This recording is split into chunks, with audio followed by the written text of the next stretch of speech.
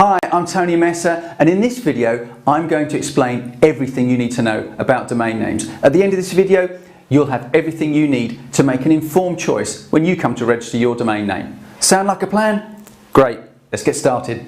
Okay, first up, registering a domain name is super easy. Anyone can do it. You don't need any special paperwork or permission or anything like that. You just enter your domain name, enter your details, pay a couple of quid and bang, your domain's registered. The exception is for copyright or trademark issues. What you can't do is register domain names that infringe other people's or other businesses' intellectual property, their trademarks or their copyrights. Okay, there's loads of different types of domain names to choose from. Let's have a look at a few examples.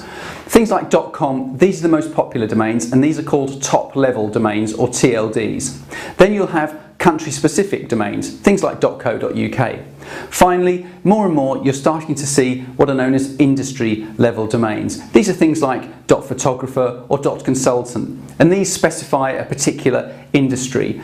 They're getting more and more popular, but you just need to be aware of whether or not your audience will be familiar with this type of domain name. Okay, so if you're just starting out and you're in the UK, let's say you're a new business, then I would definitely recommend getting the .co.uk domain name and a .com equivalent as well.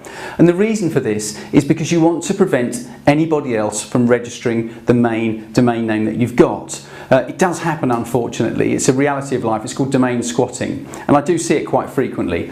So what you can do is get those two domain names and you can just then redirect one through to the other, so that if anybody goes to the wrong domain name by accident, they'll still come through to your main website. It's free and it's very, very easy to set up. Domains are issued and administered by organisations called registries. Now, they don't sell direct to the public, they use intermediaries such as ourselves.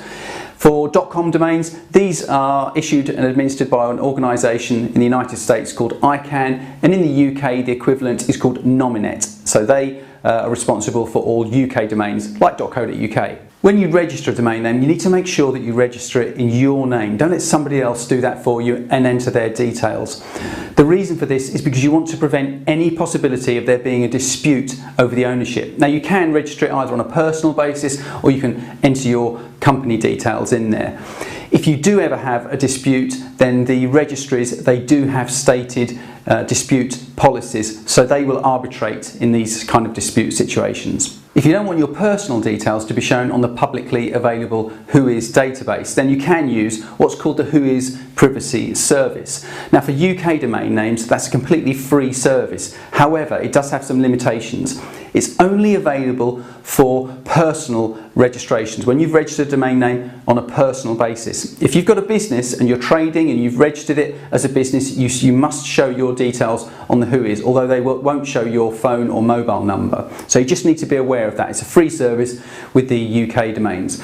With the top level domains, things like .com, .net, .org, there are no limitations on the Whois privacy. However, it is a chargeable service, so there's a small fee to be made each year, but that way you will completely remove your details off the Whois database. In terms of the registration period, most domains can be registered for between 1 to 10 years. And what will happen is you'll be invited to renew the domain name. You'll receive several renewal reminders in advance of the expiry date. So all you need to do is just follow the instructions and you can renew it.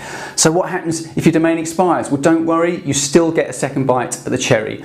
Most registries will allow you 30 days after the expiry date to renew your domain name with no additional costs.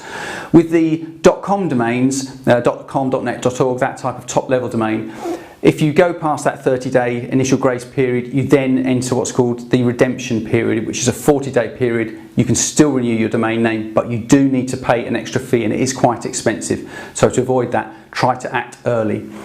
Okay?